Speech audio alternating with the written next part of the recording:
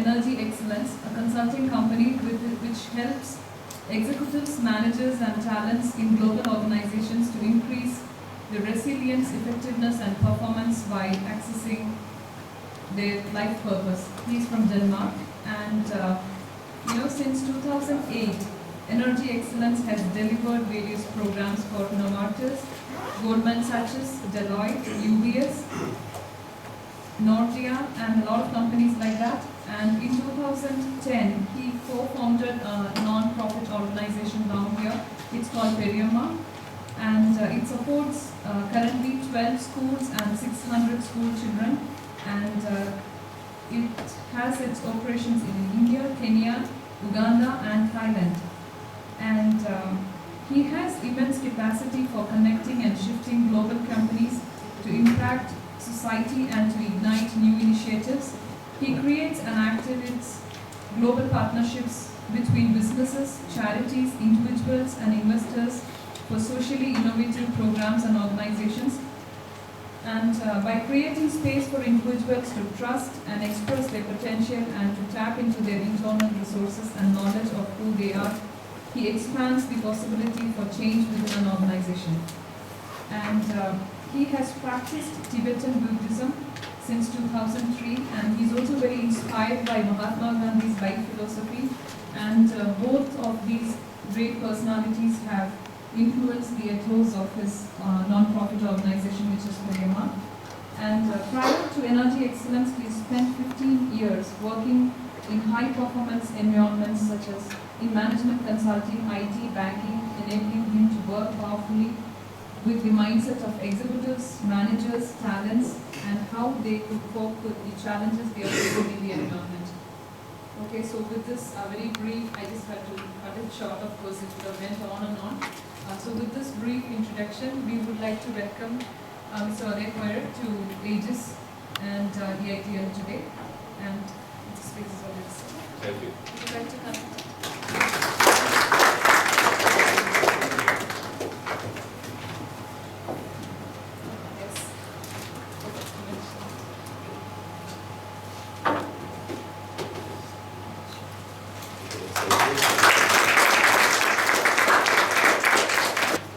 So, what I wanted to, and by the way, thanks for the introduction. What I wanted to cover today is really to give you some inspiration and potentially also some ideas on how you can unleash more of your potential in all aspects of life. I'm not here with the only truth. I just want to say that. So it might be that some of the things I say is not necessarily something you connect to, and that's totally fine. But what I wanted to do is definitely to give you some insight, some ideas, and also when you walk out of the room here now, or we finish it now, that you potentially are a little bit more aware about yourself, where you are right now, and also potentially know that there might be one change you can do in your life that can improve you considerably. So that's kind of the aim, for today with this hour. I actually believe that we as human beings are, let's put this up. I believe that we as human beings are great in many areas of our lives. And then I believe that we might have 1, 2, 3 areas where we have an unleashed potential to grow, to become better, become stronger. Does it mean that it's easy? I wouldn't say always. I can give you a good example. We had a girl who, or woman, she came from Maersk, Maersk, the big shipping company. Logistic company. Logistic, into shipping, oil and gas, different things. She came all the way from Brunei to attend my training. I had an opening enrollment in Copenhagen. And we took her out the first day to do physical training. She hadn't been running for 20 years. So you can imagine her coming out there was not necessarily very pleasant for her. But when, after she did the training with us and with a bunch of other people, she came back with the biggest smile on her face, which means that she had breakthrough through something that she hadn't done for years. So what I'm saying is also that the unleashed potential we have is not necessarily easy. It can be challenging. And what I also wanted to address is that when we want to make change, sustainable change in our lives, it takes something. And if you feel resistance against that, it's actually not a bad thing. We have this tendency to it's kind of our nature, it's also our brain, it's how we are functioning, is that if we feel resistance, what do we tend to do? We avoid. We avoid, right? Ooh, no resistance, right? But if you look at some of the best athletes, do you think it has been fun for them, for example, runners to sprinters? I mean, do you think it's fun for them to train for what they achieve? You know, I know an 800-meter runner, a very dear friend of mine in Denmark, and she tells me when she does her interval training, she's lying on the floor, on the ground for 15 minutes afterwards, and she can't move, she can't do anything. She sits there and it's just quiet. Because she's pushing her so much. I'm not saying you should do that, but what I'm saying is, often when we want to create extraordinary change in our lives that we know that are good for us, it's not necessarily pleasant. So being aware of that, and being aware that when we feel resistance, instead of saying, whoa, avoid, invite the resistance. So every time I feel resistance, I say, interesting. What's this all about? It can be in a situation where I meet a person. It can be in a situation where, you know, I have to run my interval trainings up the hill. It can be a situation where, you know, I'm sitting and meditating and it's been a while and suddenly it's, you know, a lot of thoughts are there and I can't sit still and it takes a while before I start to relax.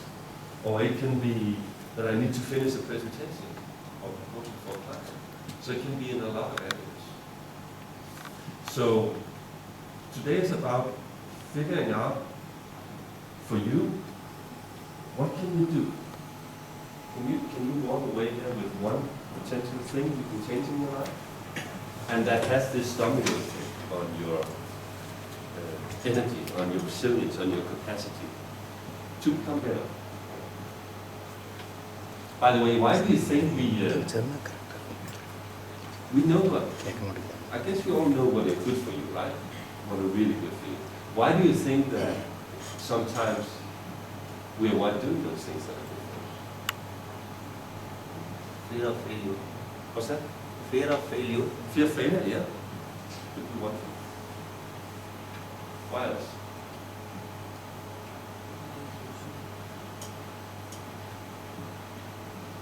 It can be fear of failure, but it can be other things as well. So one of the things is also patterns, right? So that we used to sometimes have some patterns that is not necessarily serving us. Simple thing in Denmark, you know, I don't know how it is in India, but in Denmark the television is turned on for 3 to 4 hours a day, you know, in families. And you're not saying there's nothing wrong with that.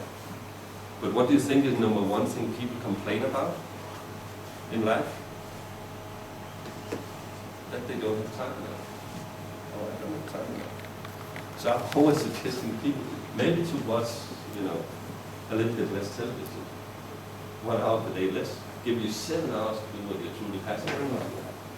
So what I'm saying is that sometimes we don't do the things that are good for us because of resistance, but also because we have, you know, some patterns that are woven into us around how we are conditioned and how we live our life that makes us not do the things that we want to do. So this is kind of a little introduction to what I wanted to talk about. I created a model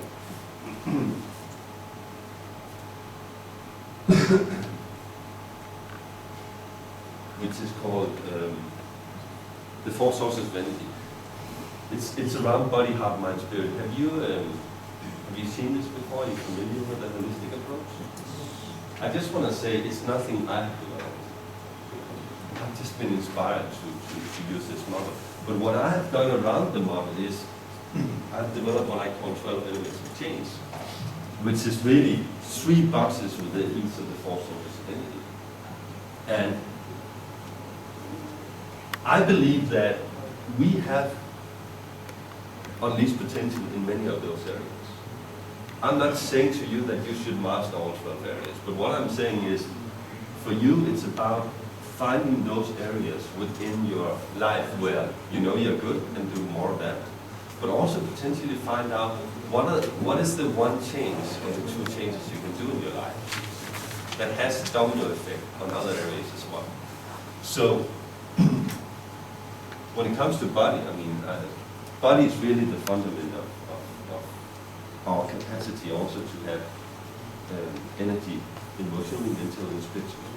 So a lot of the time we underestimate the value of our body as an instrument. Have you heard this framework, the body is our temple? Yes. Right? So a lot of times we underestimate the value of our body. So for some it can be in the body, which is what I call the lowest hanging fruits, you know. It's just, you know, apples, they're ready, you can just take and you can eat them immediately. But it can also be within your emotional capacity in the heart. You know, being better at being present with yourself, being better at being present with others, in situations where it's important. Could, for example, be with clients, could be with a colleague, could be with your family when you come home. It could be also around how do you respond to people in difficult situations where it's not easy. What do you do? Are you able to embrace them, or do you feel the resistance and then walk away, or what do you do? Or it can be within your mind, you know, inner, when it comes to meditation, to kind of figure out that actually when I sit down and meditate, by the way, how many meditate here? I'm just curious. Any meditate? Or it can be the stories you tell yourself about yourself and about others. Or it can be around how to optimize your planning.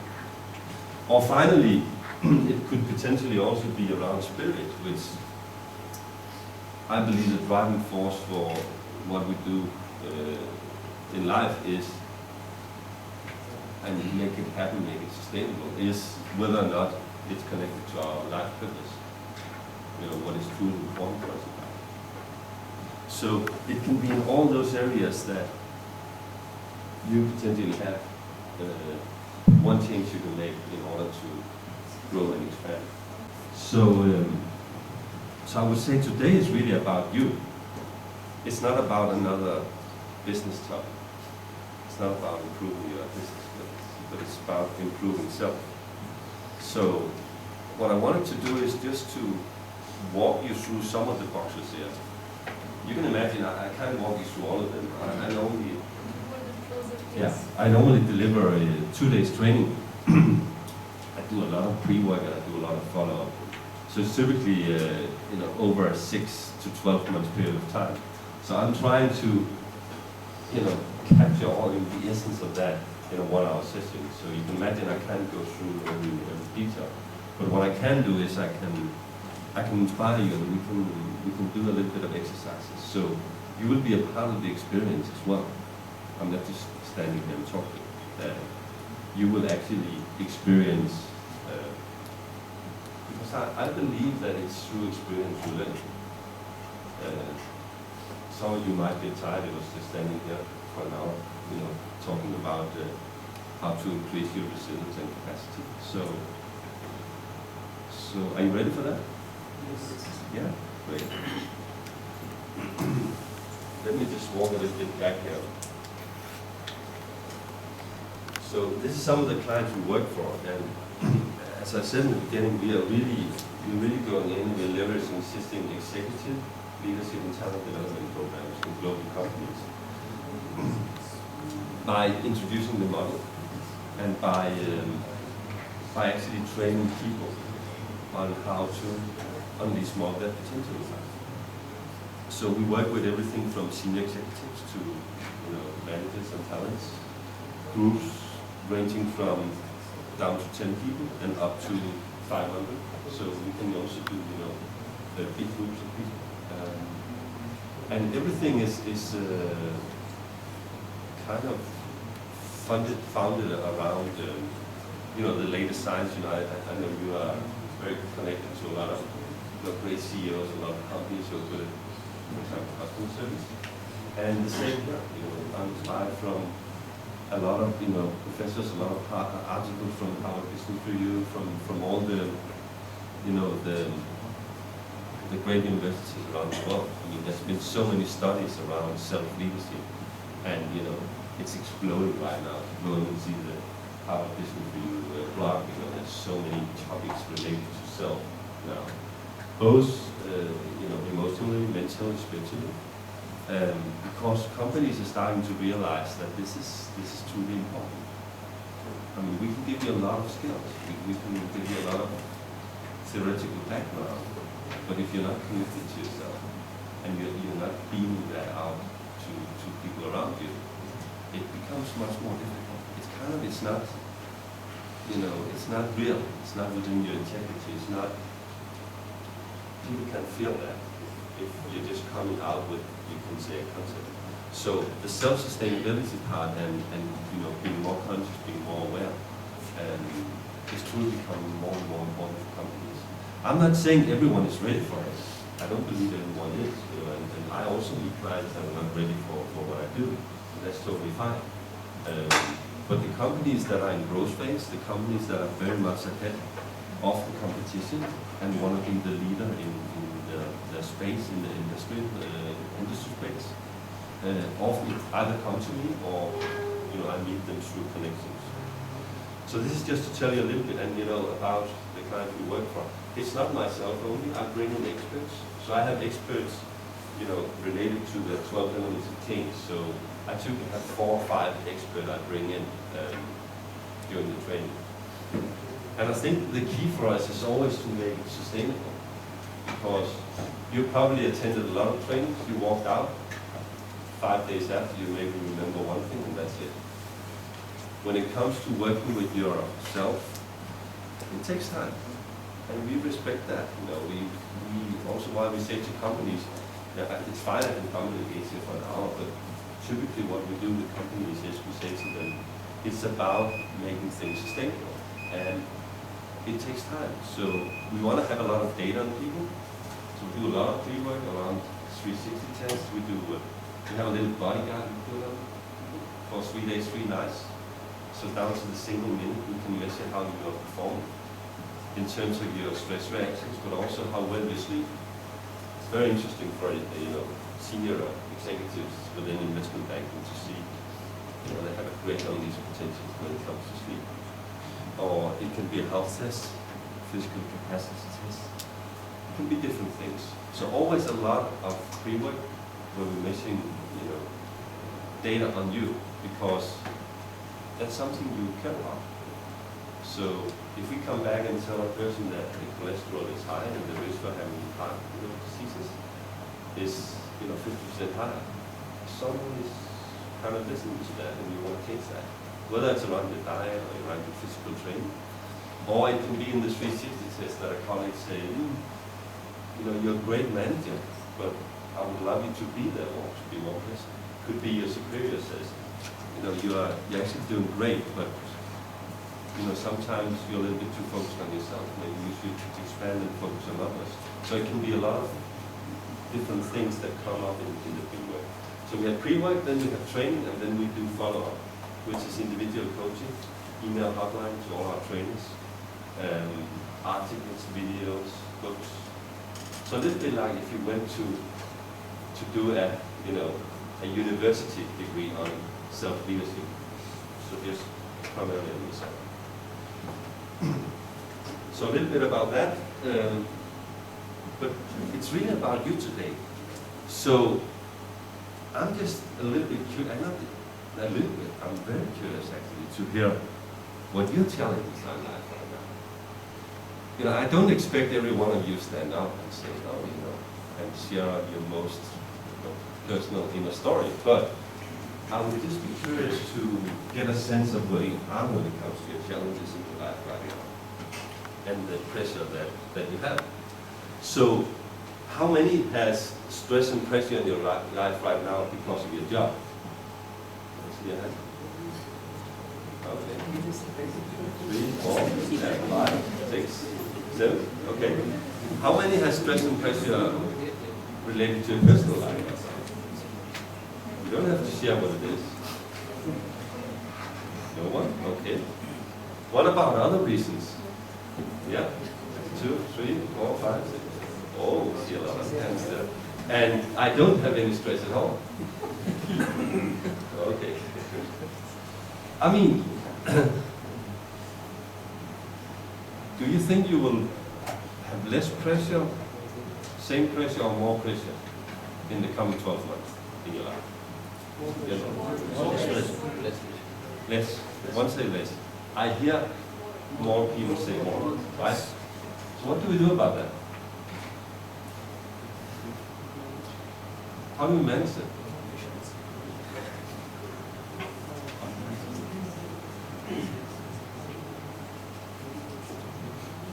What do we do about it? Try to relax, that's good. Every day. Every day, yes, yes. Good rituals. You know, we come back to that whole piece, yes. What else can we do? What's that? Speak a little bit louder so I can hear you. What's that? Yoga meditation. Wow, that's a good one.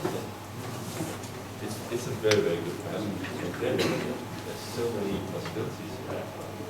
With all the gurus and ashrams you have. I mean, when you go to Denmark and you say, oh, I want to go to an ashram, you know, you have to really look on the internet to figure out and find that there is everywhere. Right? What else? What's that? Proper sleep, yeah. What, by the way, why do you think, what is the number one thing they do with professional sophists to really push them to the max? Do you think?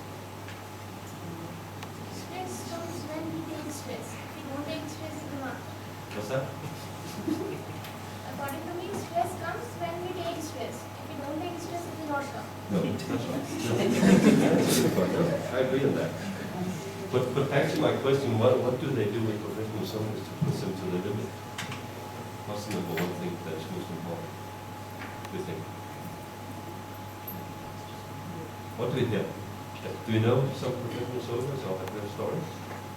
What do they do? They train day and night. Yeah, they train day and night. People get to sleep. They don't Their get to sleep hours are changed. Yes. So it's kind of sleep deprivation, right? So you can imagine if we don't sleep well, that's where we're getting most up. So proper sleep, yeah. What else can we do? I mean, we can just live with it, but you know, of course, accept it. I think that's important. But so what I'm saying is that we can start to actually focus and channel our energy a little bit into ourselves and start asking ourselves what would the pressure be like over the coming 12 months, and in which areas would it be my life, and what can I actually do to change that. And I have some ideas on how you can expand your capacity there to actually work with that. So in the 12 months period, you will kind of experience, yeah, you've done more, but you still feel balanced in your life. You still feel that you have the capacity to do really more. You know, sometimes you can see, you can look at people and see, wow, you know, they got promoted in the company, and you can see it's very stressful for them. And for some others, you can see, wow, they got promoted and they're actually doing well. They're striving even more. And that's kind of the difference. And I want to focus on the last type of person. Okay, so what I also wanted to do today is challenge you a little bit. So I'm not just, you know, asking you to be in the comfort zone. I want to challenge you and take you a little bit out, invite you out in what I call the development zone. And the lady from Brunei who participated in our training, she was definitely there when she went out running for the first time after 20 years. You can imagine, it was not necessarily pleasant for her, you know, the heartbeat, the breathing. She had to stop quite a few times. I was just behind her, part of the group.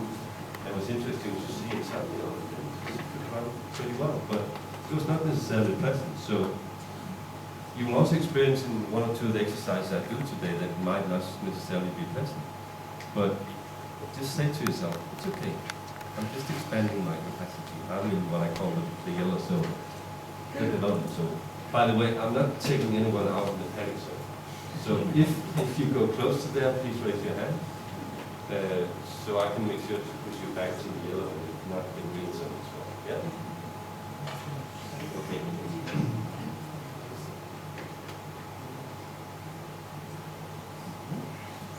How many hours do you sleep? So, 4 to 5? Yes. Wow. Okay, 5 to 6? 7 to 8? 6 to 7?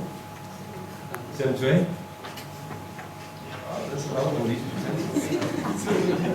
So, I would say the ones that sleeps less than 7 to 8 hours, what time do you go to bed typically?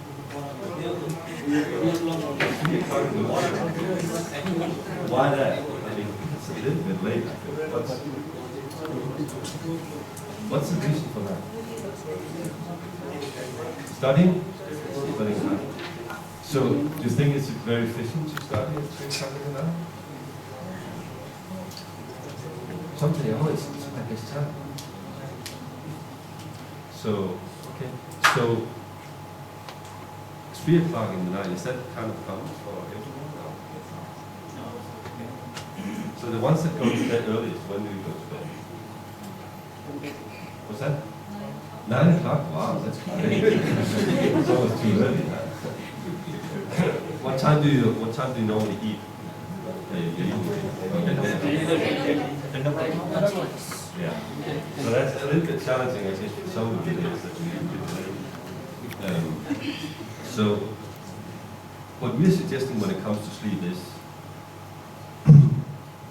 I mean, if I took the average of the ants here, you're sleeping less than they do in the States, where they sleep 6.5 hours. I think you're down to 6 here.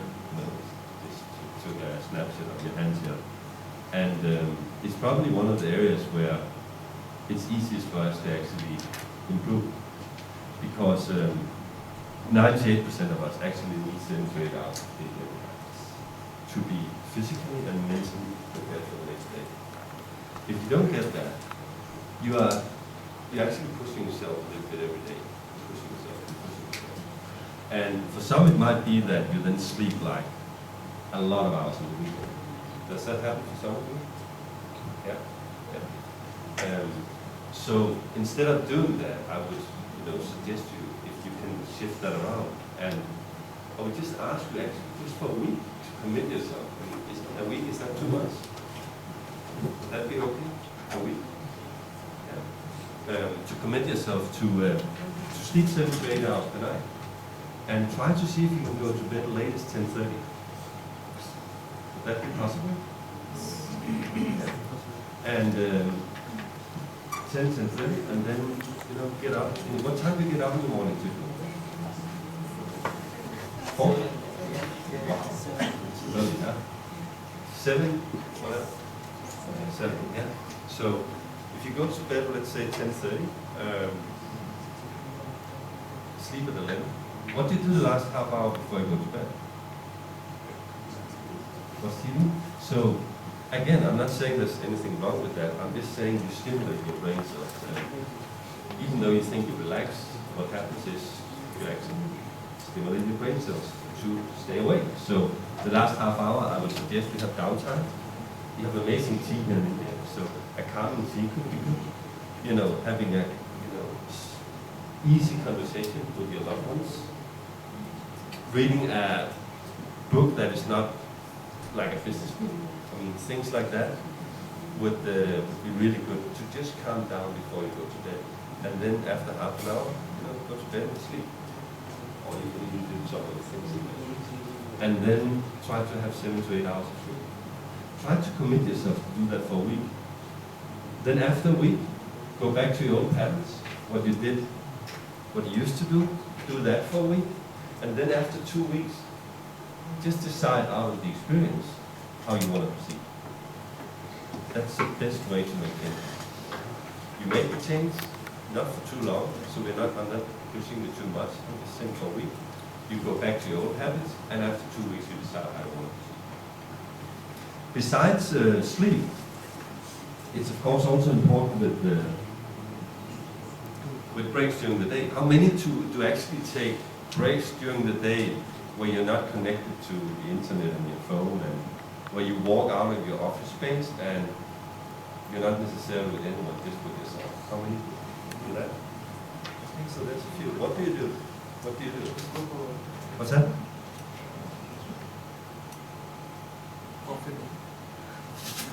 What do you do? Go for a walk. Yeah. Out of the office space? During the day or? During the evening. After work or before you end work? After work, yeah. So, which is great, by the way. But what I'm talking about is also during your work day. Do you take breaks? Yes. Yes. So we all take breaks. Often, so what's a typical break? What do you do? Visit cafeteria, break out. Go to cafeteria, have a snack, go for coffee, things like that. So there's nothing wrong about that. But what I'm saying is, if you actually have, 2 breaks, one between morning and lunch, and one between afternoon lunch and dinner, potentially you will increase your efficiency with 15-20%. And a break is not, oh, I'm connected, to the BlackBerry, or I have a conversation with a lot of people. Actually, a break would be to go out of the office environment, and it's very nice and warm in India, and just sit and just be with yourself. Whether you listen to something, one of your amazing philosophical inspirators that a lot of you are connected to, whether you listen to him or her, whether you just sit and you do some deep breathing, so you do a few moves, doesn't really matter. But that's what I call a strategic recovery break, where you kind of switch off, because we can't be fully there all the time. Thoughts are coming in all the time, and we are doing so many things all the time. So taking those 2 daily breaks, and a way to do that could be to actually commit yourself to take 1 daily break. So not 1 daily break where you are very active, but 1 daily break, for example, 10 a.m., or a bit 3 p.m. in the afternoon. Try the 3 p.m. That's often the ones that are most needed, you can say. So do a 3 p.m. Break, 10-15 minutes. Just walk out of the office environment and be with yourself. Commit yourself to do it for a week. Go back to your old patterns for a week and decide how you want to do that for 2 weeks. Very simple. So what I'm saying here is not really rocket science. I'm not coming up with kind of a new, big philosophy that no one has heard about before. I'm trying to take it down and make it very simple and applicable to you in life. And this works. I've been living this for the last 6-7 years. I'm not saying I'm perfect, by the way. I also have challenges, especially to be on time for meetings. For example, when I'm in Switzerland, it's a disaster if you don't come on time for a meeting. It's really, really bad. It's really bad. Here, it's a little bit more, but I'm still working on that. So, we all have unleashed potentials in life. So, okay, so that's recovery. How much time do I have left? How much? 45 minutes? Left. Nice. So, so let's move on to the next one. Nutrition. Do we have a whiteboard or something I can draw on?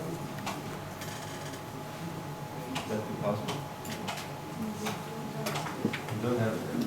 So maybe I can just, I'm not drawing yet, I'm just showing you. So, how can I do that? Do you have a whiteboard? Yeah, okay, right. Okay, so why don't we just take the next topic instead of nutrition? Why don't we just go to training? So, physical training. How many here do physical training regularly? Yeah. So, what the ones that raise their hand, what do you do? Cycling. Cycling? Yeah. Like bicycling? Or? Bicycle. Yes. So how often do you do that? Regular. Regularly? Is that every day, every second? Yeah, almost. Every day? Yeah. To and from work or? No, from home to some park near. Okay, so you go to a park and cycle, right? Who else raised their hand? Physical activities? Yeah. What did it? Jogging and evening, yes, right. Tinkling as well. What about the rest of you? What do you do? Not a lot raising their hands. I guess you are doing something. I guess you walk. Are you walking daily? Yeah. No. So I'm just emphasizing them. So let's do a little bit of an exercise here. So I want you just to stand up. So now we're getting into the whole experience. So just stand up. So make sure to move your chairs away so you have a little bit of space. And then I just want to, activate you physically a little bit, because when we activate ourselves physically, we just get more in.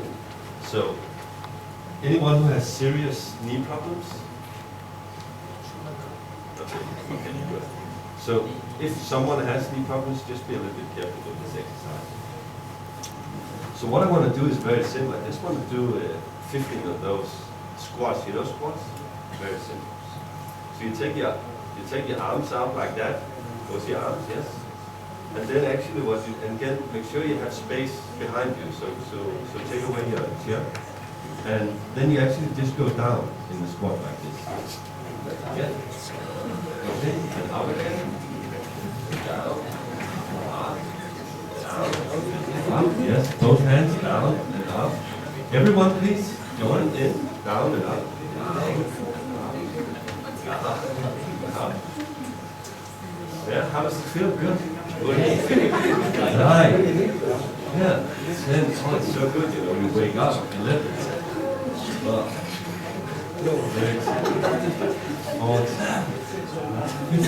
great. And let's do another little exercise as well. By the way, how did this feel? Yeah, good. This is a number. Those are the most important muscles to train in order also to get out of a current.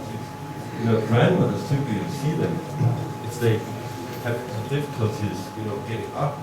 It's not because they're overweight, it's simply just because they haven't trained this muscle for years. So this is a really good muscle to train. And you can do so much just with your own body weight. I mean, you can do push-ups, you can do a lot of different things. You can even do the plank. Let's try to do the plank. So if someone comes out, just step out.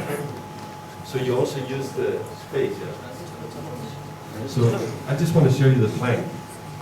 Does someone know what the plank is? The plank? It's a very simple exercise. I'll just show you. Actually, it might be a little bit difficult to do the plank here. So I don't want it to make it too complicated. So maybe we just do another little exercise. It's actually an exercise I use, and it's also a physical exercise.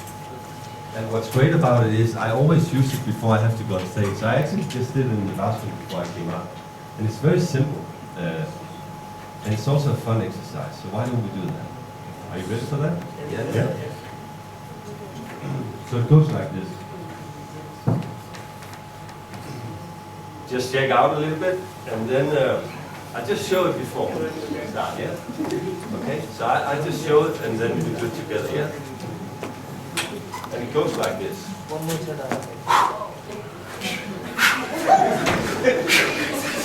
Yes. That's one time, and we do that 3 times. Did everyone see that? What's in the back? Did you see that? Yes. Okay? So we do that 3 times. So it's 9 times in total. 1, 2, 3, that's 1 time. We do that 3 times, and then you just, yeah, I like that. Someone's really pushing it. Be aware with your shoulder, not push it too much if you have problems with your shoulders, right? When you have done that, you just go around in the room to 10 persons and you give them high 10. That's it. Right? Okay, we don't do that now. Just do that. I like it. You have a lot of energy now. Okay, are you ready? Can we shake it up a little bit? Okay.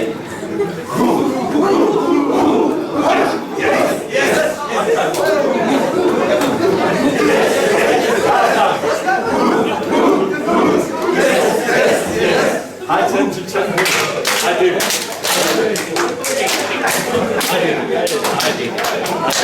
Turn around to someone you haven't known.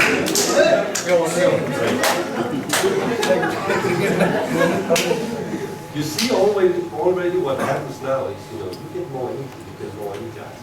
So this exercise, boom, boom, yes, is really, really good.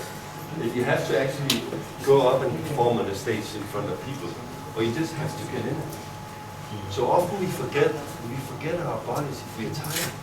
Do something with your body. And I also want to say, for the ones of you that don't do any physical training, start doing some physical training. And start just with half an hour per minute. Just half an hour. And also if you can push yourself a little bit, so you actually get your heartbeat up and running. So it's not only, a very easy walk, because we are not expanding our capacity just with a walk, but we are expanding our capacities when we actually push ourselves a little bit and get the pulse up and we break a sweat. So, and a way to do that could be, for example, to do some running in the park, or it could be to do some exercises just with your own body weight. I will actually send some exercises to you, so you can actually try it out. I think there's an example of a 15 minutes, 30 minutes, and 45 minutes workout you can do. You don't need a fitness center. You can do it with your own body weight. And if you are intrigued to go to the fitness center, fine, do that. So I think that's when it comes to training, and make sure also to do training that you're passionate about. So ask yourself, what did you do when you were a little child? Often the things you did there was something you truly enjoyed. Whether it's gymnastics, whether it's horse riding, whether it's playing soccer, I guess cricket here. Yeah, #1 for many people. So whatever it is, team sport can be really, really good often to do as well. So, and don't underestimate the power of physical activity. So one thing is to get your pulse up. Another thing is strength training. That's what you do when you do it with your own body weight. When you do that, it just, you from your 30 years old, you actually decrease your muscles 1% every year.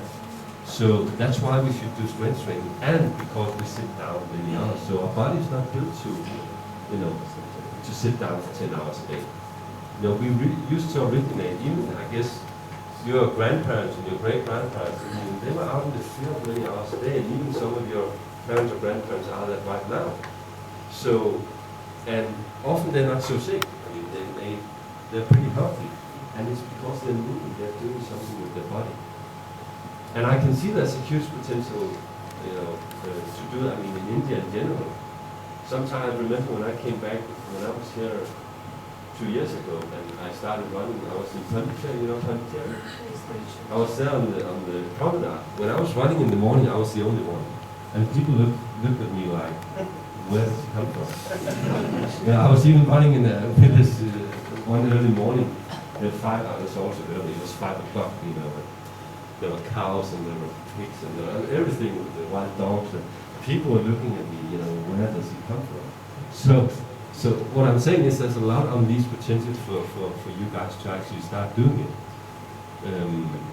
It's not such an integrated part of the culture. If you go to California, you meet people from there, and that kind of inspires you. But if you don't see it, then it's not a part kind of your culture to do that.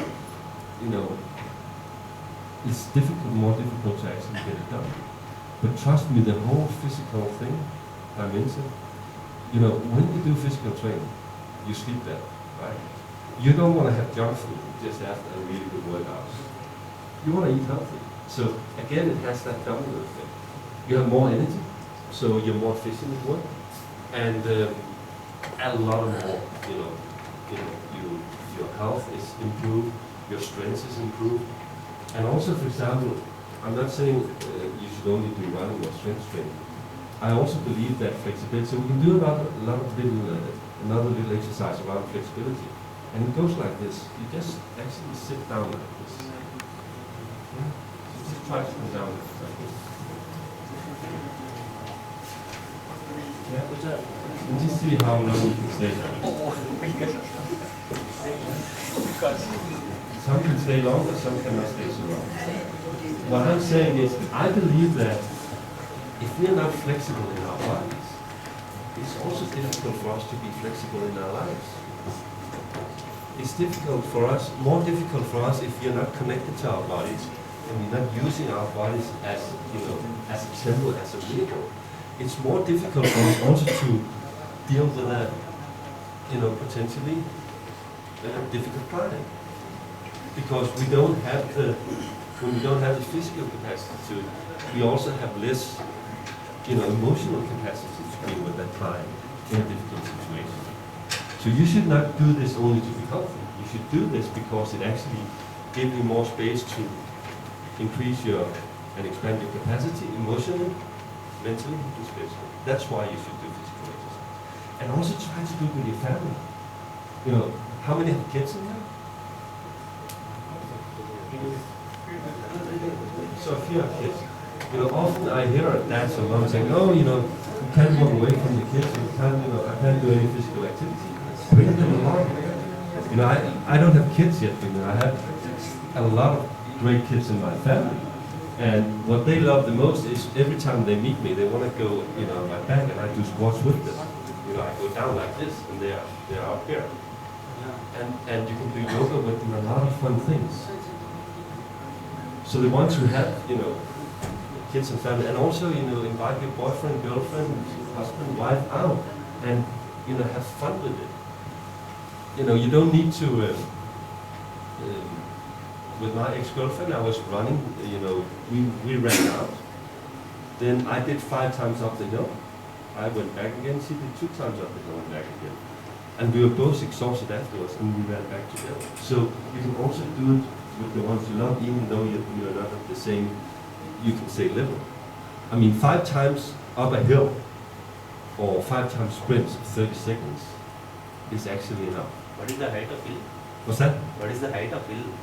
The Height of the hill. on the height of the hill, it doesn't have any, it can be steep, of course. I don't know. Do you have a hill nearby where you live, or where close to live? Mountains, right? So there's a lot of things you can do and enjoy. Make sure that it's fun, and combine it with a lot of beautiful nature. So I'm focusing a lot of physical activity because I feel that there's a great unleashed potential for you. And just start to do half an hour per week. If you can actually do 3 times half an hour where you're pushing yourself, could be Monday, Wednesday, Friday, could be early morning, or could be even during the day sometimes. If you do it just before lunchtime or after lunch. Are you allowed to do that here? Would that be okay? Not really. So, again, it's not a part of the culture. On the other hand, I've met a lot of companies who have actually created a new culture, a new corporate culture, where they actually started having meetings. They did strength training together while they were having meetings. So again, challenge a little bit the corporate culture, because when you do that, you also inspire other people. That could also be to say every Wednesday we have a company run. We run from the office, we run 20 minutes. What's your lunch break normally? Half an hour, an hour? Half an hour. You can say it's not long. In many cultures they have, for example the UK or Switzerland, right? They have up to 1 hour. There you could spend 20 minutes, doing a run together, come back, have a shower, and have a meal before you start again. So again, think about how you can bring it into your everyday life, and make sure to have fun with it. Okay. Nutrition.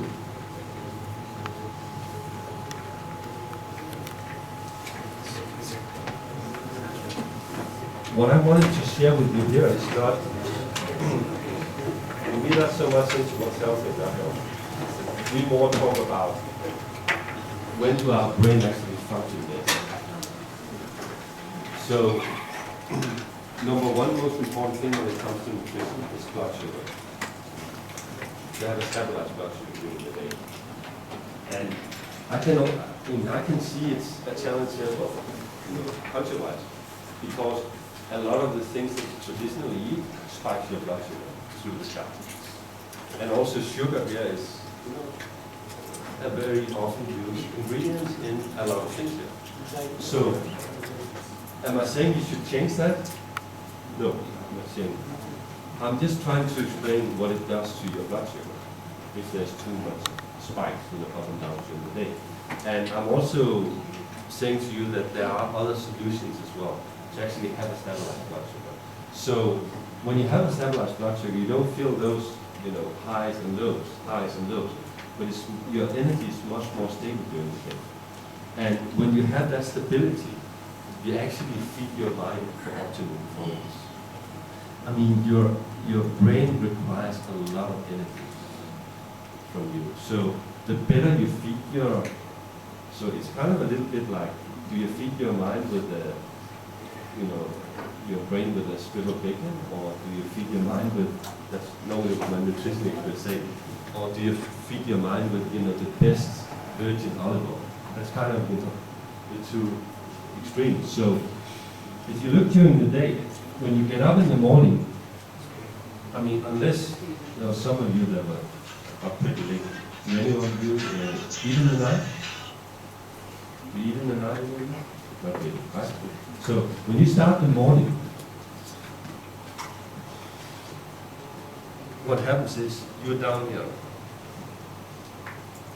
So the measurement for blood sugar is called millimole.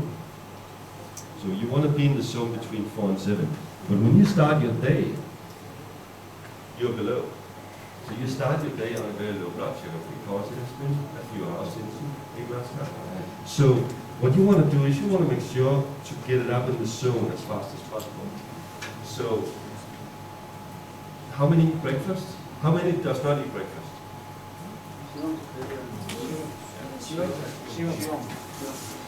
What's that?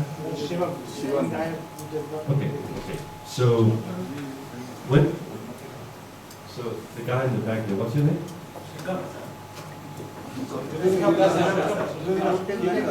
Okay. Durga, when do you have your first meal? 1:30. What's your intake before that? Do you have coffee? Do you have anything before that? Nothing. Okay. So what actually happens is you're kind of below the zone until 1:30. Yeah. What do you eat for lunch? Rice. White rice or? Yeah. And again, now I'm really doing the extreme here. Look, I'm really taking, I'm not saying, by the way, this is not the only truth.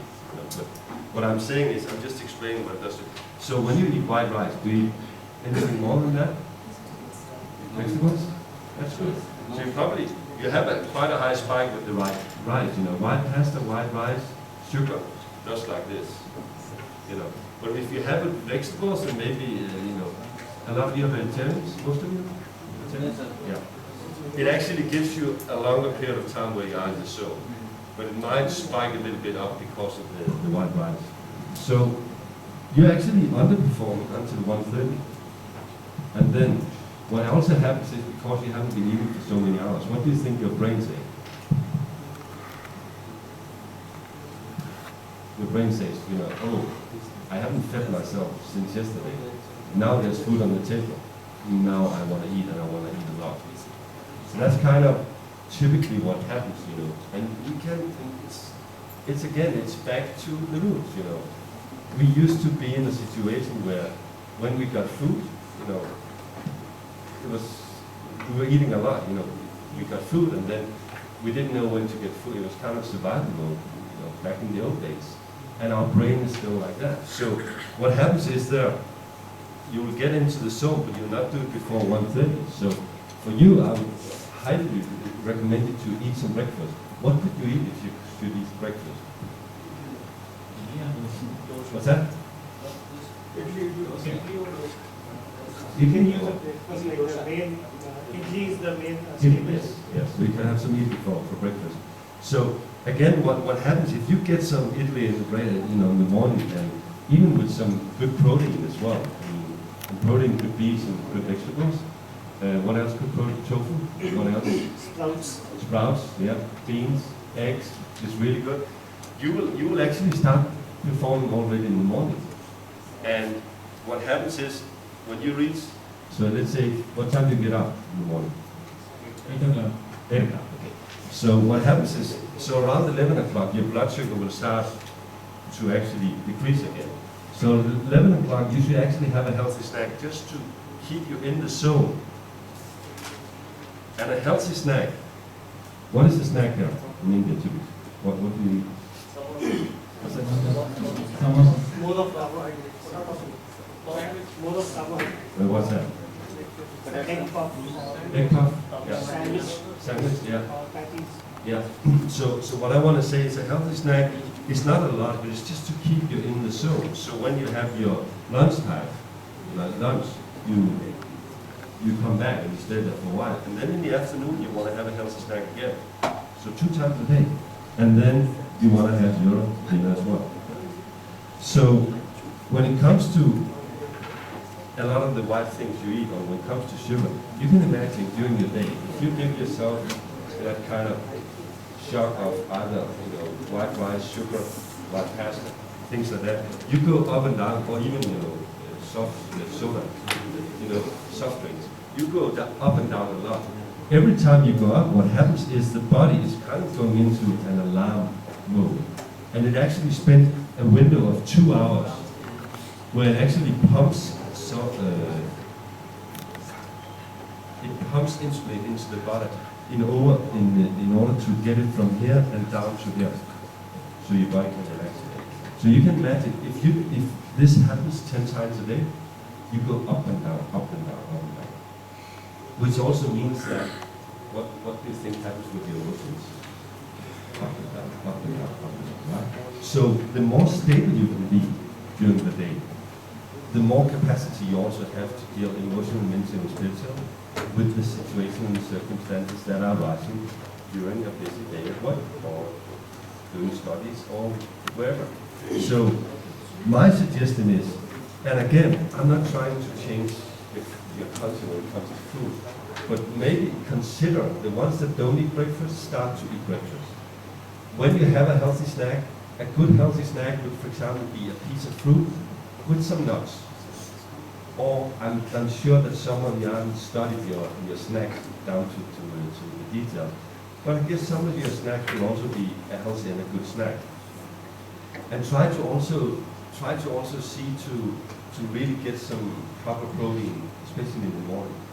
So that could, for example, be eggs, some good vegetables, besides all the carbohydrates.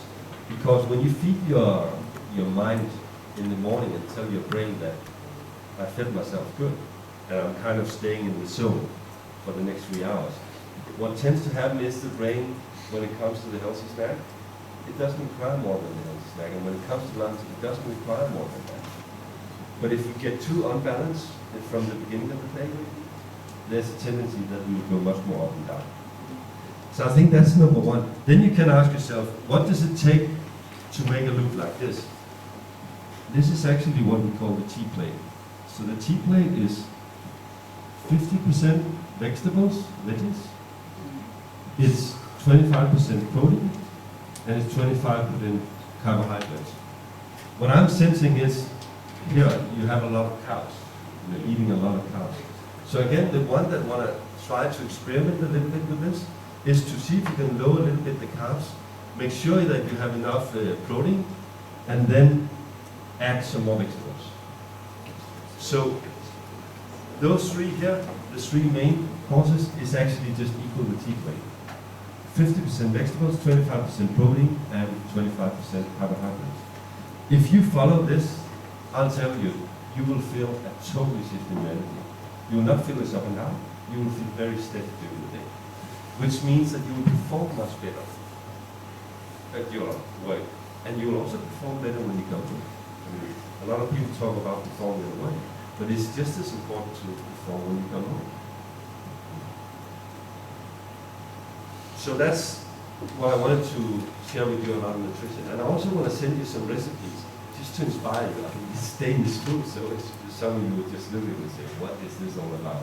But at least there are some good things for breakfast, you know, smoothies, some really good muesli, you know, homemade muesli, things like that that we are, with some nuts that we are recommended.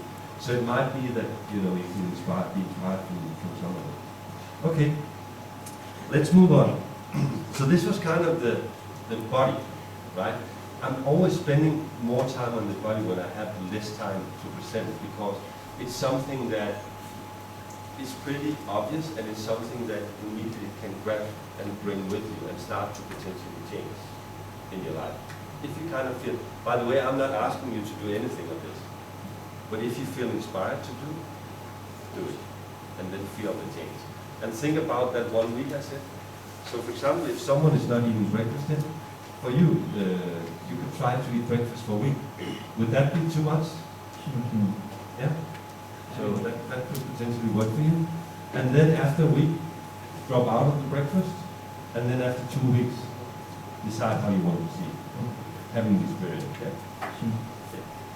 So,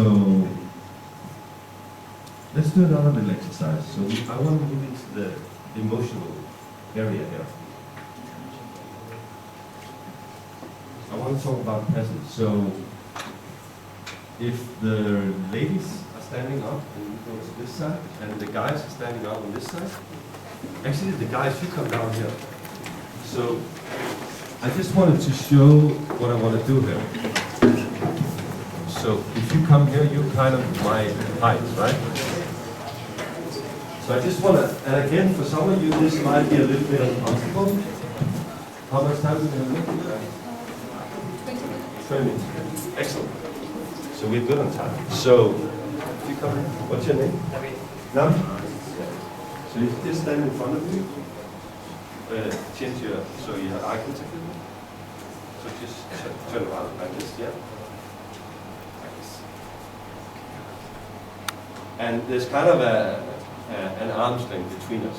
So what we want to do now is we just want to try to actually practice presence. And the way we're going to do that is we're going to have eye contact.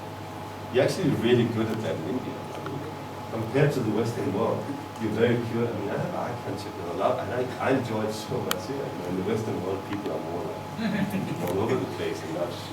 So you have a strong emotional and spiritual capacity here compared to, you know, my experiences in the Western side. I think it's great. So what we want to do now, you just want to point out what is your left eye. Just point your left eye, because I want to look into your left eye. Because when we look into the left eye of a person, we actually, you know, the left part of our body, you know, that's the feminine part. That's the part where, you know, all our emotions are. So when I look into a person's left eye, and this is my left eye, what happens is that person and also myself start to relax more. Whereas if you look into both eyes, sometimes you have this feeling if you look into, and again, I'm not saying here, maybe it's more in the Western world, you know, I have to be careful here, but sometimes if you look into both eyes, it can be a little bit overwhelming in a way. So what we want to do is just to try to have the eye contact and just be there. And you're really good at that. So I want the rest of you guys to actually stand up in a line all the way through the room here, just next to each other, and kind of a little bit like the soldiers with the tip of your shoes at the same, yeah. So just come up and find one who's kind of on the same height as yourself. And you also do the same here. You with me? Yeah.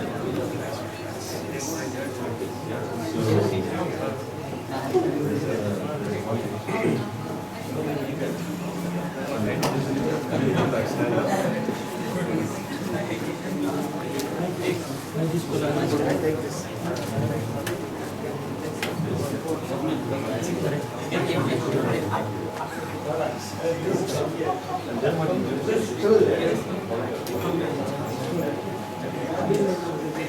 at the other and take it down.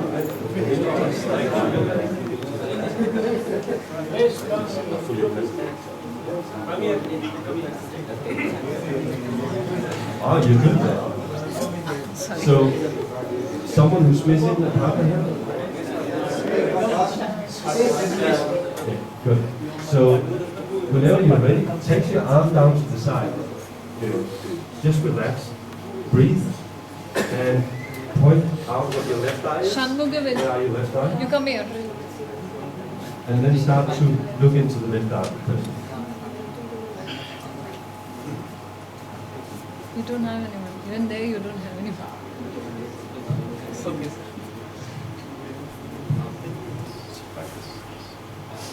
And just try to look into the eyes of the person here.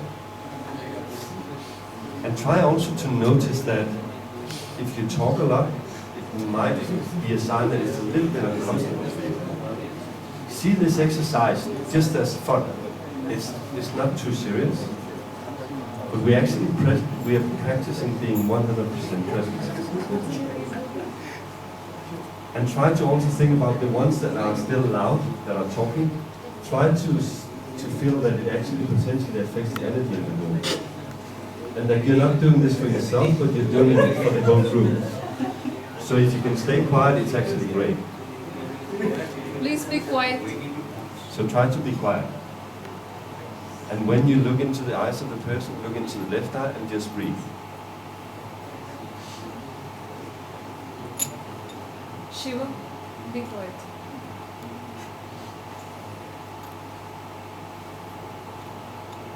Oh, you're good at this.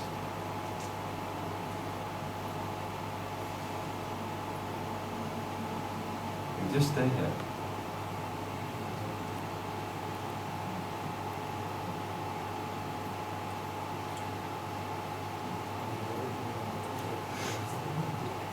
You're doing great. Excellent. Super. And thank your partner for a good exercise. Thank you. Great. And just stand here a little bit, just for 2 seconds. So, what I wanted to show with this is actually, I'm not saying you should do this with your clients, right? But what I'm saying is, often, so what happens here when we connect like that? What happens? Tell me, I want to have some feedback. What Once he happens here? becomes conscious, What's that? he becomes conscious. You become conscious, right?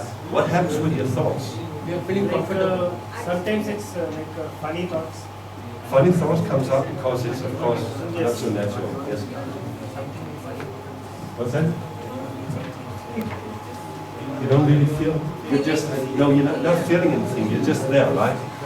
So Mind doesn't diverse. mind doesn't diverse. Yeah. So a lot of things are happening.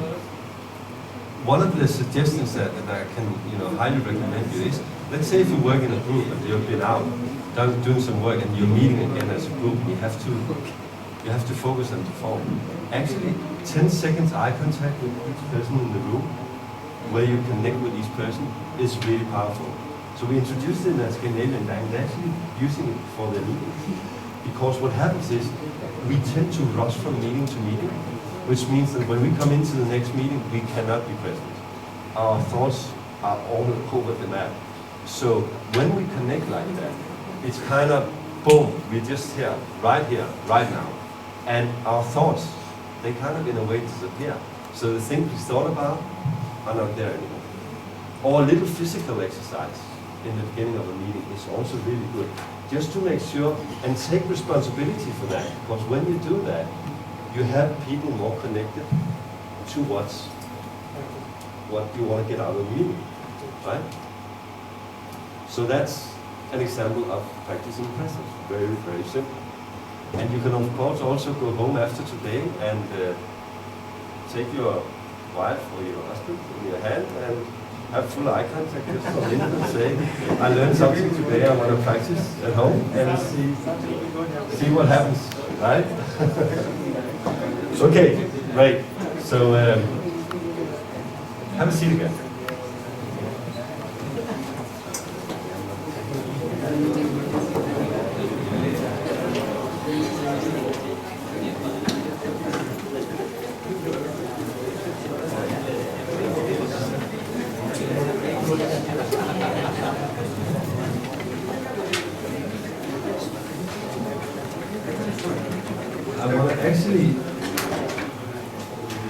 I want want to talk about response. It's a very, very interesting topic, and there's also probably I'm going to send you a little Harvard Business Review blog on that from a guy I'm very inspired from called Tony Schwartz. So what response in my world is how do we deal with the difficult relationships that we encounter on our way? I hear very often when I coach, and that's everything ranging from senior executives to kind of managers managing a team of up to 100, 200, 500 people, to talents who just started in the company or has been in the company, has been kind of pointed out as talents. I very often hear, I have difficulties with my boss, or I have difficulties with some colleagues, or I have difficulties with a client that really triggers me. And how do I deal with that? So I had a guy, he's running the largest, CEO of the largest asset management company in Scandinavian Bank. And I had him and his team through my program. And when I had the individual follow-up with him, what happened was that he said to me, I've sent the resignation to the group CEO. I don't want to be in the company anymore. I said, why not? Oh, because I'm so triggered by my boss. It's a woman, and she triggers me like, and I can't deal with it. And I started to ask him a few questions about what are you triggered by with her? I mean, what is it that, she's not analytical enough. She's not listening to me. She is overruling me. She was doing all sorts of things towards him. That was triggering him, so much that he was sending this resignation. And we were just hitting the financial crisis there. So I worked a little bit with him on that. And, the secret is why we get triggered by people. Why do you think we get triggered by people? Why do we get triggered by people? Expectations. Expectations, yeah. What else? Why do we judge people? Why do we get triggered? Besides expectations. What's that? Discomfort, yeah. Why with discomfort sometimes when we meet people? What's that? It's emotional backlog probably. Emotional backlog, yeah. Mm-hmm. Good point. Egos? Egos, yeah. Egos, often, yeah. Competition, yeah. Yeah, yes. Comparison, yes, great. So there can be a lot of reasons for why we're getting triggered. On a deeper level, why we often getting triggered by people is because on a deeper level, they are showing us something that we also are, but we haven't accepted that we are that. So, and this goes pretty deep. So I'm not saying you should understand that immediately, but what I'm saying is that, have you seen the Black Swan with Natalie Portman? Yes. Yeah. So, what is the essence of that movie? What would you say is the essence? Remember? Yes, she inflicts injuries when she gets stressed. Yes. And when does she get stressed? What is, there's the white swan and there's the black swan. Yes. So, what does she love It's to do? competition. Yeah, what does she love to do? She loves to dance. She loves to dance. And what does she love about that? She loves all the beauty. Yeah. She loves all the things that are easy and nice, and so she's a perfect ballet dancer for the white swan. But when the instructor asks her to play the black swan, what is the black swan typically? It's not necessarily that. It's a very aggressive one, right? It's the one that sticks out from the group. So when she has to embrace those qualities in her dance, she gets so triggered. And I think I just want to actually just suggest you to watch that movie, because it's a really good example of what's happening often when we're getting triggered by people. So this is on a deeper level, it's called the shadow work. So often when we get triggered by people, it's because we potentially can learn a lot from them, but we're not necessarily ready to learn all that. So, and often it's also because we're totally opposite. So if I meet, because I'm a very kind person, so if I meet someone who's very aggressive, how do you think I will react to that? you think it's pleasant for me if I'm a very kind person? Not necessarily, right? So it'll trigger me a lot if I'm I mean, for a lot of us, and do I say then that I need to be aggressive? No, I'm not saying that. What I'm just saying is that often when we meet people that are the totally opposite of ourselves, we get triggered. And instead of just go down, I mean, can you imagine if you meet a client and you had to hit the target for the year, and you meet this client and you come into the room, or it could be potentially a new great client, and this client is someone who's totally opposite you. What do you do? How do you deal with it? Do you just close down and say, oh, he's an idiot, he's a jerk, and I want to get out of the meeting as fast as possible? You probably don't do that because it's an important client. So how do you embrace that client? I think first of all, what you're going to do, and it's a little bit back to what I said earlier, when you feel resistance, it's not necessarily a bad sign. So it's a little bit, instead of feeling resisting, I mean, you can't avoid judging that person. You can't avoid the thoughts coming up. That's okay, they will always be there. But instead of doing this, and you said in the beginning, a wire, right? What you do is you say, interesting, I feel resistance. What can I potentially learn from that person? What can I potentially learn from this situation? Because when you immediately invite yourself into that space, you don't close down, but you actually open up. And when you open up, the client feels more connected to you. Does it mean that it's a client that you want to hang out with afterwards? Not necessarily. But what I'm saying is, being aware that often when we meet people we get triggered by, there's actually a potential for us to learn something from that person. You know, that's also why when we are in project groups, sometimes there's someone who's very unstructured, right? Let's say you're very structured yourself. You're getting triggered by that unstructuredness. On the other hand, if he wasn't there, the creativity might not go to the place where it went to, and where you potentially, realize something that was very key for the company. So what I'm saying is, when you meet people that you don't necessarily like, try to feel that there's resistance, to embrace that resistance, and step in and ask yourself, what can I potentially learn from that situation? And what is it that this person, client, colleague, boss,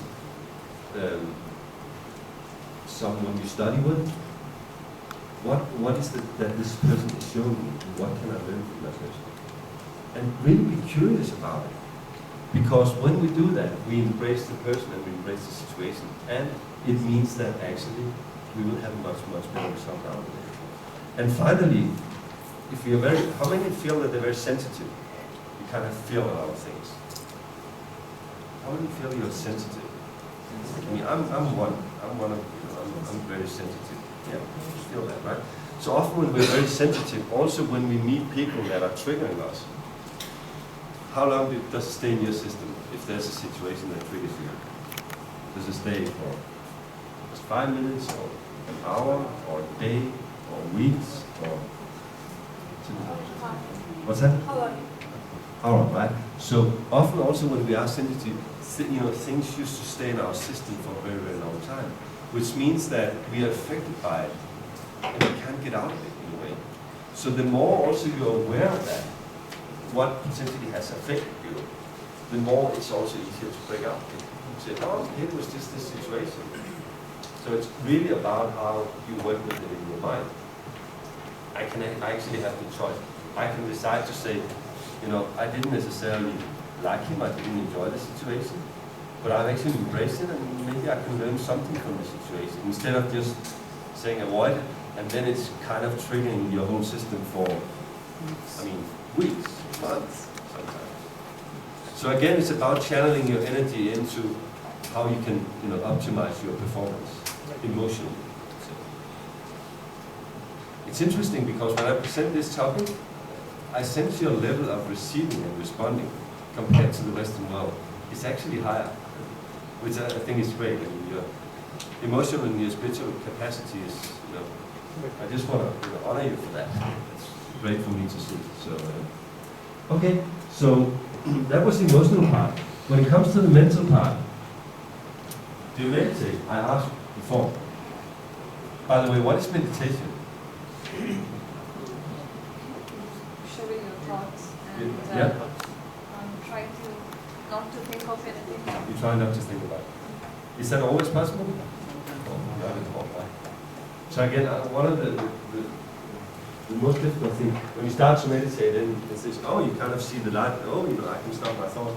And then you start to judge yourself when you have thoughts. And that's the worst thing you can do. So, what I also want to say, meditation can be a lot of things. It can be to actually sit down in lotus or down on your pillow, or even here in India, or just on the floor, right?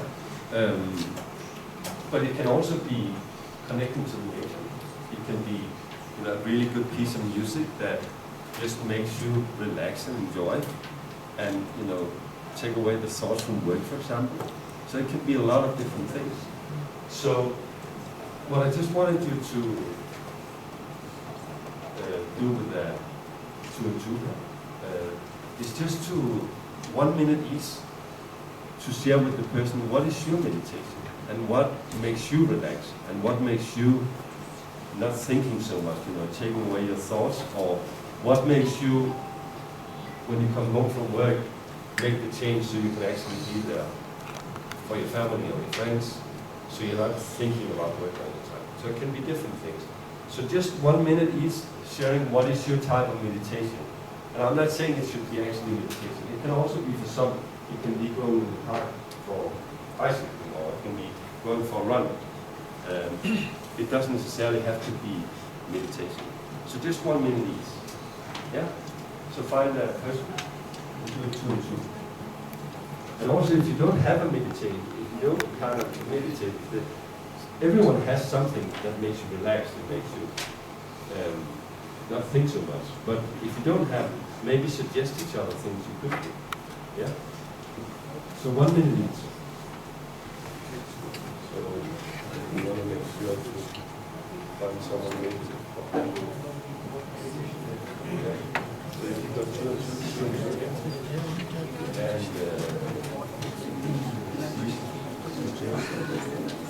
maybe you go, actually, why don't you come? Then we do it together. So just 2 and 2, yeah, 1 minute each. Is that clear?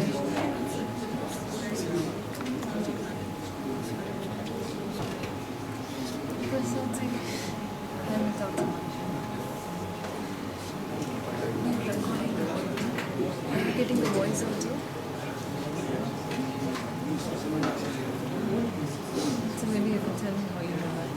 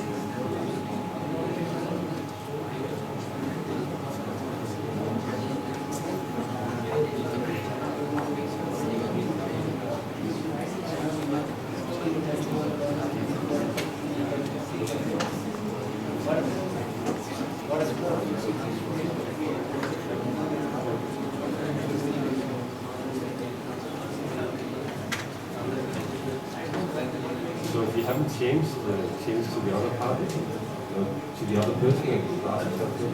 No, not another person, the same partner. But I just said, you know, the minute is gone, you have another minute to share. Meditation. Okay,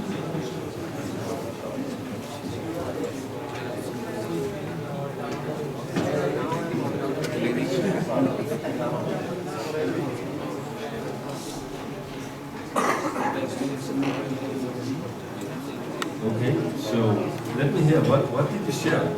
When do you meditate, and what is meditation for you? I just want to hear one or two. Yes? Suddenly, I close my eyes and leave my mind. Where you want to go, I allow it. Auto meditation. So I close my eyes you close your eyes, yes? and leave my mind. Where you want to go, I leave it. Great, excellent. What else? Anyone else? What do you do to make you relax and not having so many thoughts?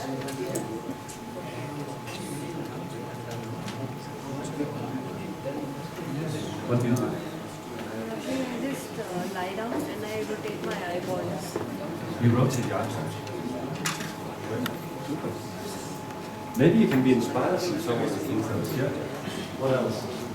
Do someone use the nature, connect to the nature to calm down?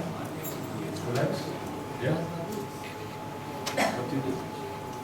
Yeah? I think I like reading books Reading books? Great. or watch a good movie. Or what's a good movie? It's okay. Also, I like to eat also. To eat. It's also good. You know, you can eat mindfully also. Mindful eating, right? They call it, it's very, you know. Some for the mind and some for the body. Yeah, exactly. They talk a lot about slow food also in the US, like eating very slow and mindful. Okay, great, excellent. So, but mind is also about planning. It's also about your stories. When it comes to planning, I just want to give you 2 or 3 key things here. Often we plan far too much. We should actually only plan 60% of our day. You know, we plan 100% of our day. And, you know, the remaining, and that's also why often we don't achieve what we want to do in the day, because we plan too much. We need to only plan 60% of our day with meetings and, you know, things that have to be in place structure. And then we have to leave the remaining 40% to things that comes up, you know, unexpected things, new projects that have to be assigned to, things like that. Also, a very simple thing is to, of course, do you know the 7 Habits of Highly Effective People? That's a book. Stephen Covey, yeah? Yeah. It's also interesting to study his model around urgency and importance, just to figure out how you spend your time. A simple thing you can do when it comes to planning is actually sit down for 3 days and write down every half an hour what you spend your time on, and start to analyze that. And both in terms of what is the importance of the work you do, do you get distracted all the time by phone calls, or you go on the internet, or it can be different things. Just to start to analyze your patterns. I tell you, if you start to really analyze them and change that, a lot of the times we find 10% more. So that could be a good way of working on planning. Another thing is also not to have 1 hour meetings. Do you typically have 1 hour meetings?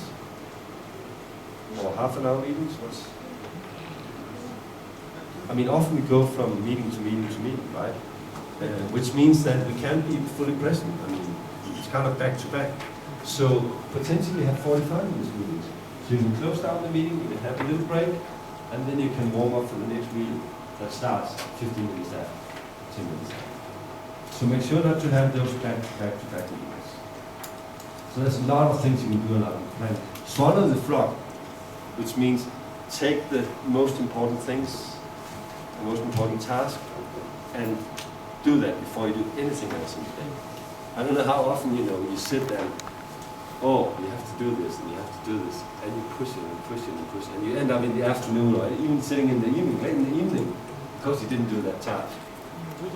So there's a lot of things to do to optimize planning as well.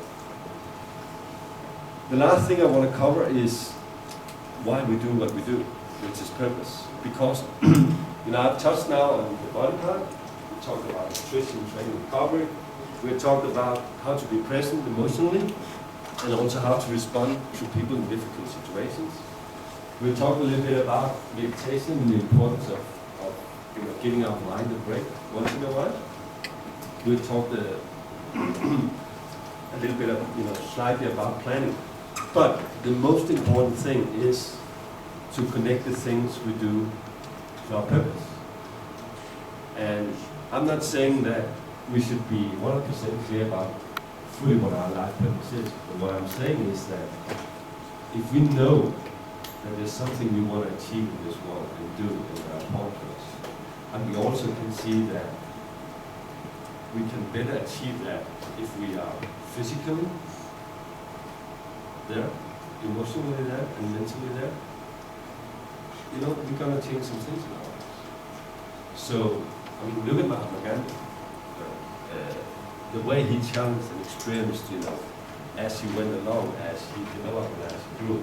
He was using all, himself when he fasted, the body, emotionally, all the time, negotiating, the whole non-violence approach he had, of course mentally as well, and even more important, spiritual. He was using all the 4 dimensions.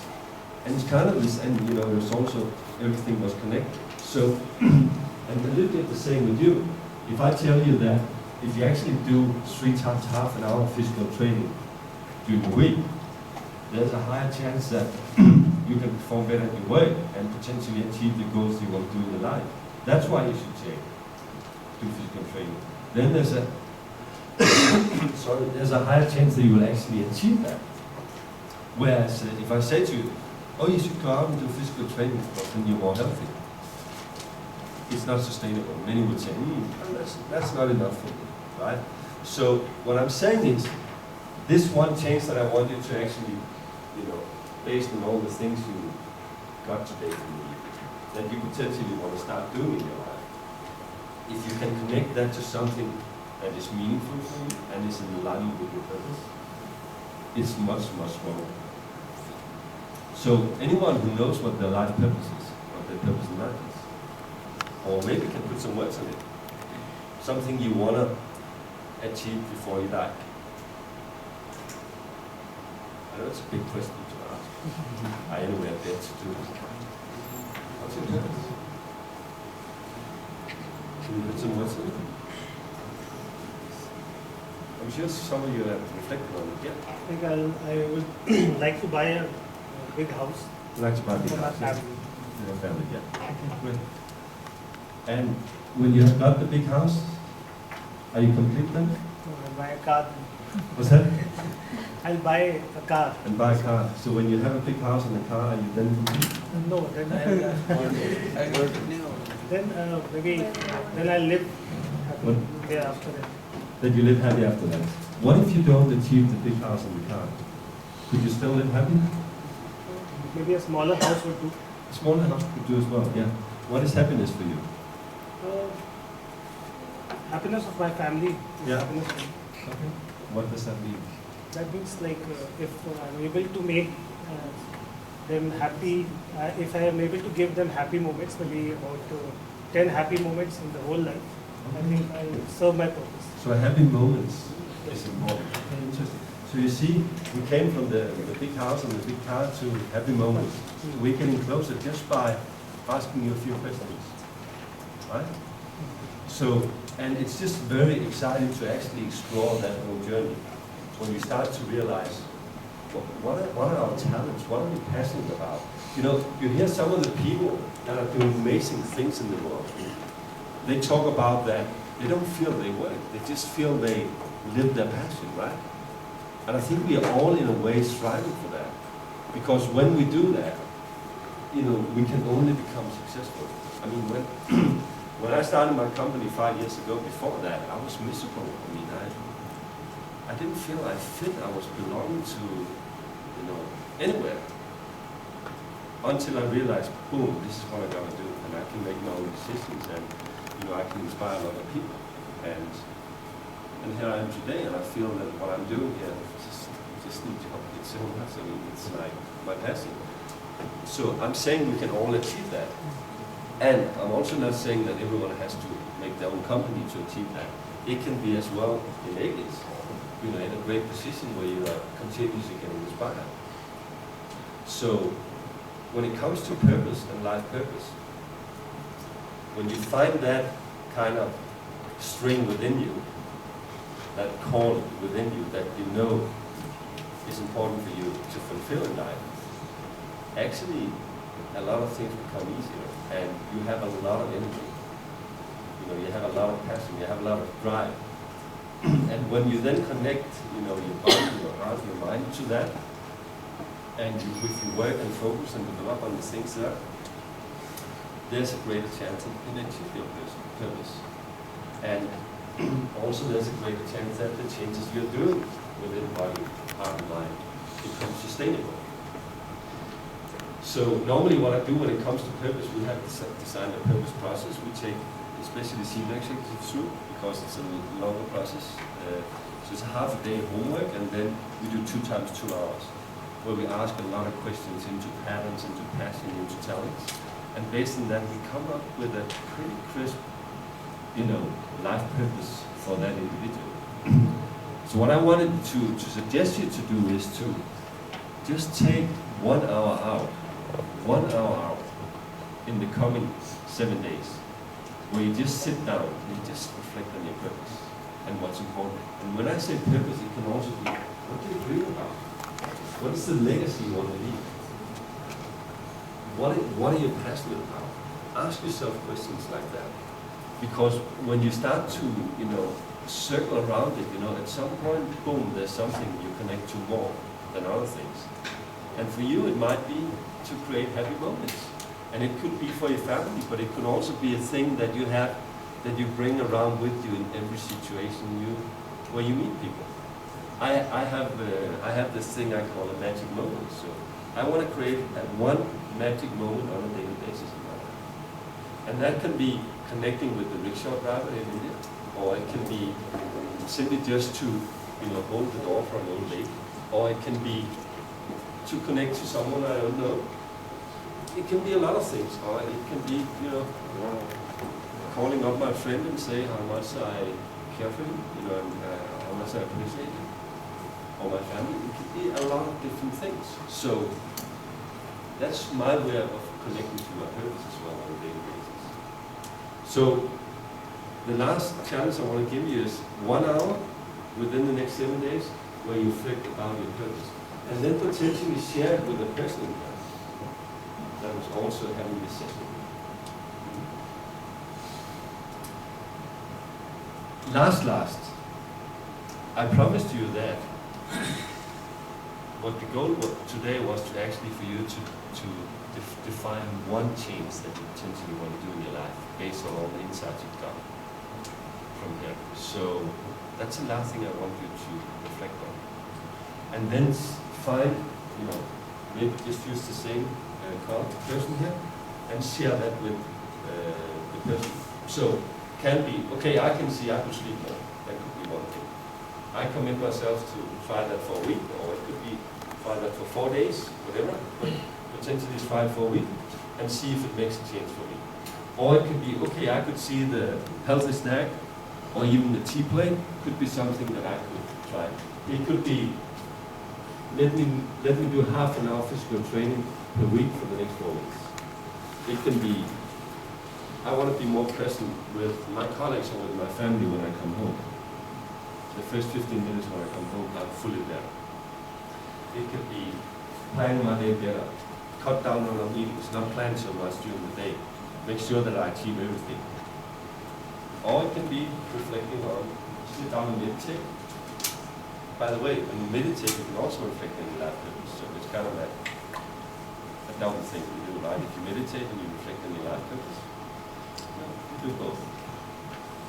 Whatever comes up to you, you know, just share with a person one thing. And let's say if you don't have a thing that you want to change, I mean, it's okay. I'm just saying we all have things we can improve on constantly. But if you don't have a thing, then you might ask your colleague, or the one next to you, what would you suggest me to do? What could I change? So I give you just 1 minute each. And then we just wrap it up with that, with a few examples, and then we're done. Okay? And the ones that doesn't have a partner, is the one that doesn't have a partner? Yeah? So maybe you can go down here. You come here. What change you do in the next one?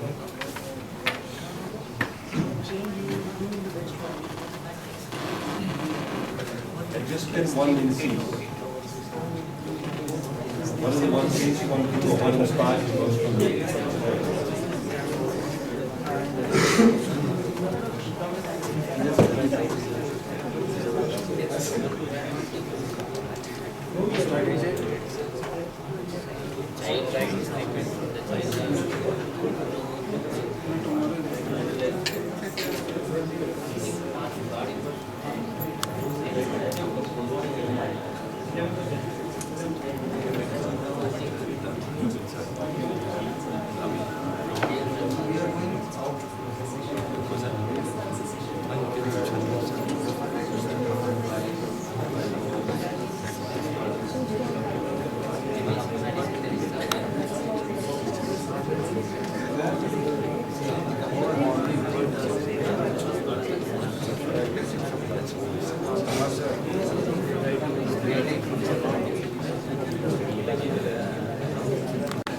Did you finish?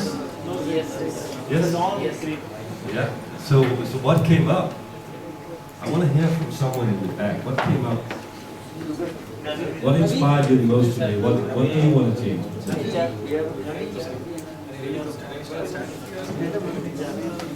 Usually I used to take a sleep of 2 to 4 hours. I decided to take a sound sleep of 5 to 6 hours. So it's about sleep, right? Yeah, because of the pending work I have to do at night. Now I have decided that all the pending work I will do in the daytime or in the afternoon, and it should not be pending in the late night. So pending work, sir. Pending work.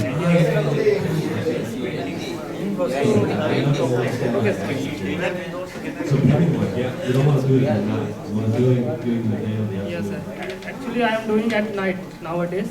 So due to that, I used to sleep for 4 hours or 3 hours.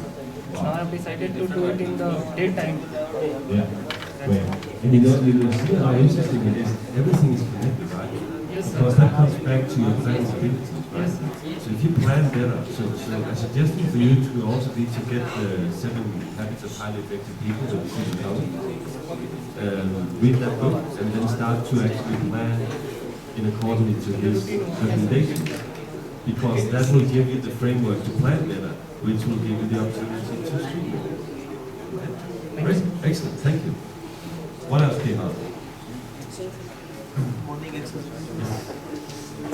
Sir, I have a problem of actually getting angry too very Can you fast. get some quietness over there? Yeah, I'm a problem of having getting angry too fast. So I want very short temper. I want to make a control over that. Yes. Okay. So what happens when you get angry?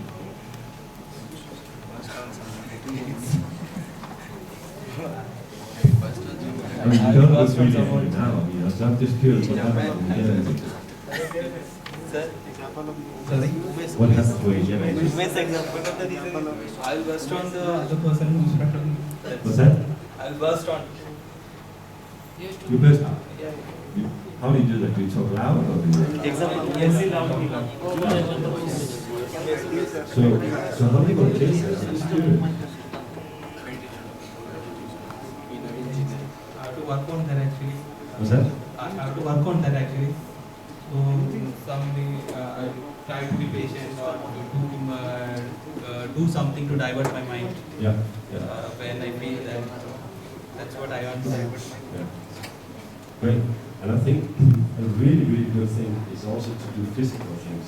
So if you're getting up, not physically abusing anyone, Yes. but kind of being physical with yourself. So sometimes when you feel that anger coming up, maybe go down and do 10 push-ups. Do something physical. Yes.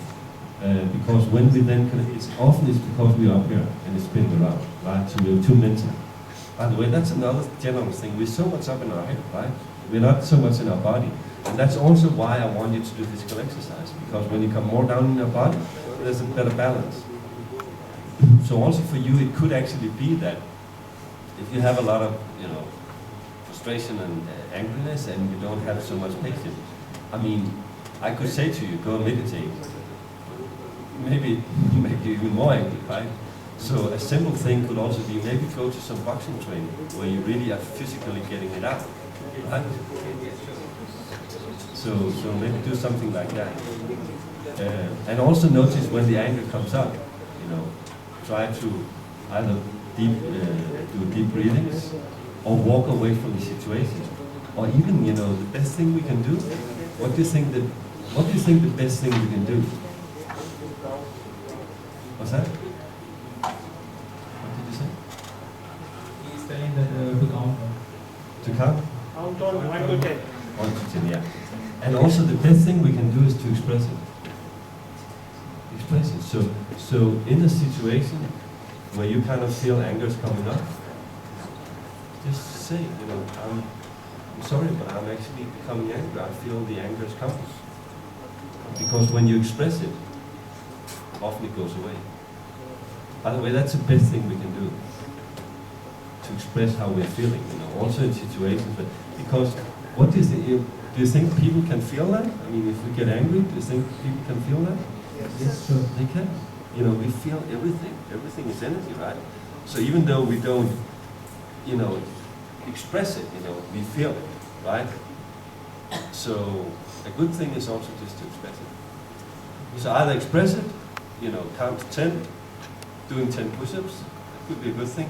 And also to prevent it, do some physical boxing training. Like, Thank you. yeah. Great. What else came up? Let me have the last 2 or 3 things. What else? What did you share? What came up there? Meditate. Meditate. Yes. Before going to bed. Before going to bed, yes. Have you done that before? No? It's a good thing. And it's also a good thing to in that meditation, to think about the 3 things that you are thankful for in life, on a daily basis. Or even scan through your day and find your 3 high moments and remind yourself about that. And then at the same time, maybe do a silent meditation or a guided meditation that makes your mind come down, so you sleep like a baby afterwards. Yeah. Great. What came up over here? Around this area. I haven't heard so much from this area. What came up? Someone who hasn't shared anything. What about you? Yes. What came up? Microphone. So, after programs, I want to improve my skills. What's that? Soft skills. Soft skills. Soft skills. Yes. How do you want to improve that? So, Which soft skills do you want to improve? so communication skills. What's that? So, communication skills. Communication skills. Yes. Okay. And my, In terms of so, and my, I want to change my career also, sir. change career? So, Yeah. and I'm in retail sector, sir. So, Retail? I'm in retail sector, sir. Yeah. Now I decided and I want to start an own business. Start your own business? business. Yeah. Right. So what, in terms of communication skills, what is it that you want to improve? So, in the business communication. So, in business communication. Business communication. Yeah. So in order to improve that, what do you have to change in your life? What do you have to become better at? Or in which area do you have to unleash your potential more to be better at business communication? I mean, if you look at the model, you remember the body, heart, mind, spirit. In which of the areas do you have to improve?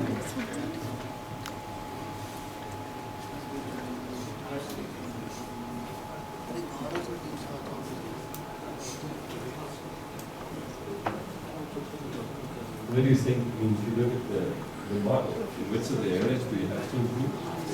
Planning. What's that? Planning. Planning? Okay. I think my planning. Planning to do. Planning. After 12 months, what I want to do. I want to try. So say that again. Last. So in after 12 months, what I want to do, Yes. I want to try. Okay. Right. Excellent. Super. What do you want to improve in your planning skills? So, What do you want to improve in your planning skills? so communication skills and my managerial skills. Okay, managerial skills. Good. Excellent. Super. Thank you. Last one.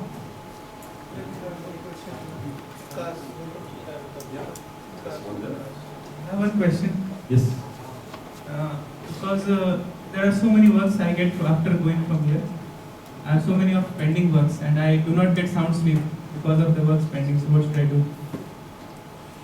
So can you say that a little bit slower? I mean, maybe I'm a little bit, so maybe I don't hear so well also. Sorry about that. I do not get proper sleep unless I complete my pending works. So what should I do? Okay, you don't get proper sleep on it, yeah. So you're kind of a perfectionist, I guess, right? Yeah. There's a lot of us that are perfectionists. It's kind of, you can't sleep before you do it, right? So, a real challenge for you would be actually to go to sleep one day without doing anything. You probably will not sleep for the whole night. Right, so that might be a little bit drastic. But I think go to it a little bit more analytical. I would probably look at how you're planning your day, and how you're planning your things, and fine tune and optimize that. That's one thing. And also, there's also a tendency. So, is this related to your studies or your corporate job? Studies. Studies, yeah. So of course there's always a lot to do when you study. But also find someone that you really look up to who's kind of a role model in your studies and interview him or her and figure out what is it that they do.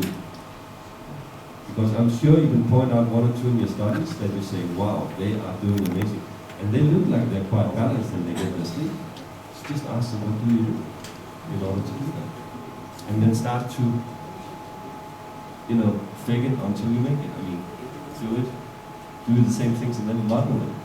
That's the best thing, by the way, you can do. If you're inspired from someone, don't hesitate to contact them and figure out, what they do. Ask them questions. I always do that, if I have some role models.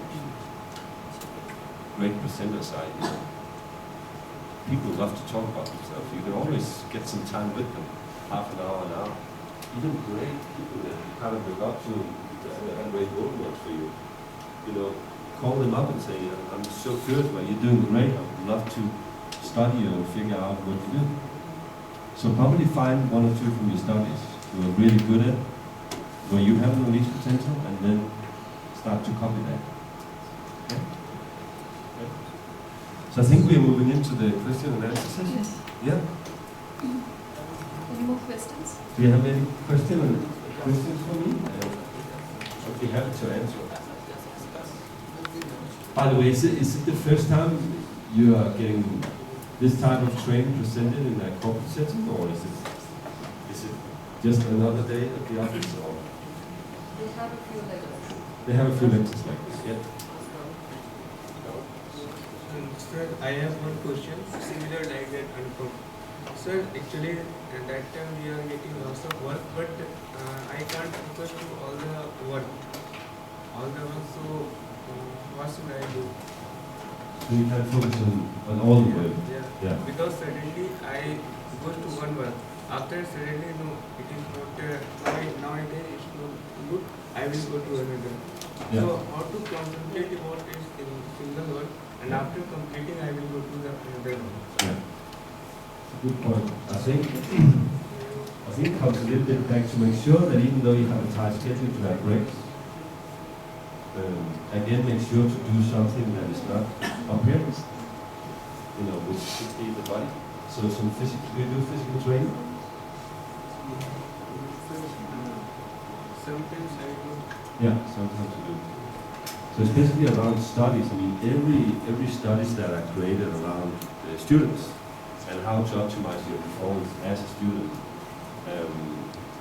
shows that physical exercise is probably one of the most efficient things to do. And I have this mindset that the more pressure I have, the more I work out. That's kind of my mindset. So also for you guys, when you have peak periods, I would rather have you to sleep a little bit less and go out in the morning and do some interval training or something physical, because you are much more clear in your head. If you're just pushing yourself and just using your brain all the time. And then of course, I would say very basic, simple things.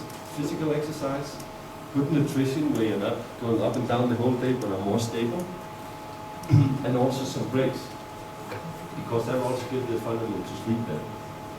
And then of course, also being aware that you can't focus on everything, And there might be subjects that are more interesting than others.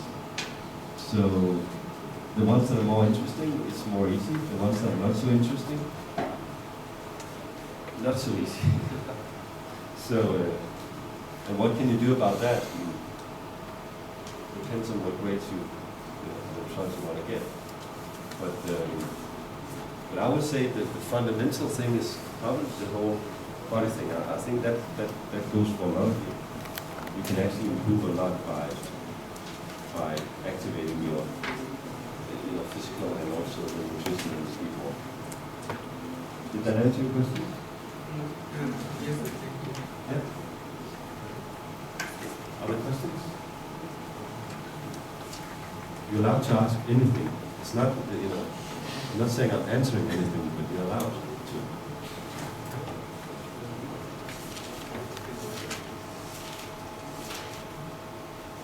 That's it. Other questions? It's not every day there's this guy from Denmark coming, by, so take the chance, ask a question. If you feel curious about anything.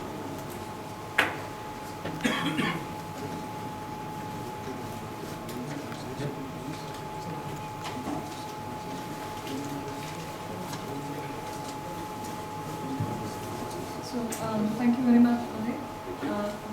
I find a lot of you were quite provoked, probably to think, and maybe we have heard a lot of these things before, but I'm sure it's one of the first times it has all come in one place, and someone has been really sensible,